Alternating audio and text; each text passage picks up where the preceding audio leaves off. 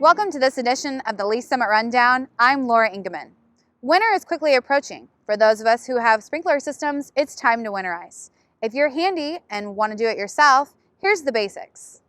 We live in a very cold area in the winter, and the freeze line's about 48 inches underground, so anything above that 48 inches is at risk of freezing.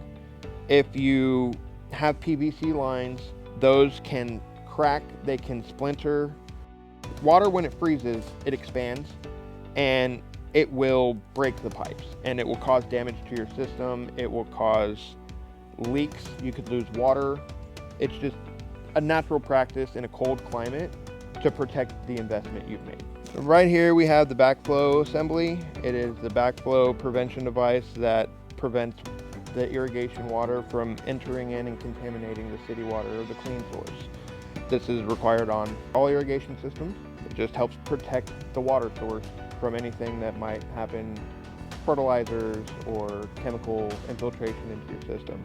The first thing that we want to do is make sure that we have the water turned off. Sometimes if the water tap is in your basement, you can go down and see a ball valve right above your actual main water shutoff.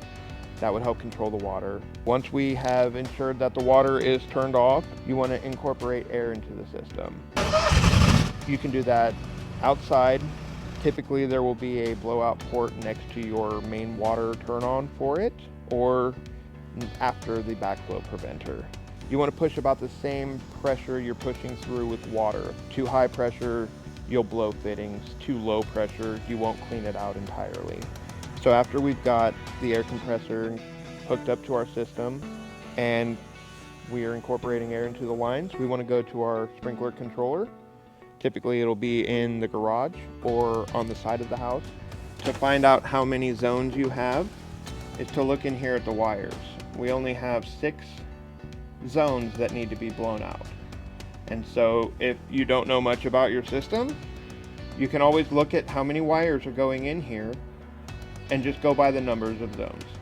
And you just want to activate the system to run through each zone independently. So start with the first zone, zone number 1. Sometimes it'll be in the front yard, sometimes it'll be on the side yard. But you want to look for the heads popping up. You want to look for water coming out. Even though we have the water turned off to the system, the point is to get the water out. So push out the water as long as you can. Typically 5 minutes will clean out the system. You may see some fog or mist coming out of the heads. That's fine. The goal is just to get a majority of the water out of the system. Then all of your irrigation, all of the water is blown out of the lines. The main line is clean. You have no more water in the line. Before you turn off the last zone, it is ideal to unhook your air compressor because you don't want to slam shut air into your main line. That could hurt your pipes. It could hurt fittings. You just want it to depressurize. You've unhooked your compressor after you've blown out all of the water in your lines. What you want to do is find your backflow preventer.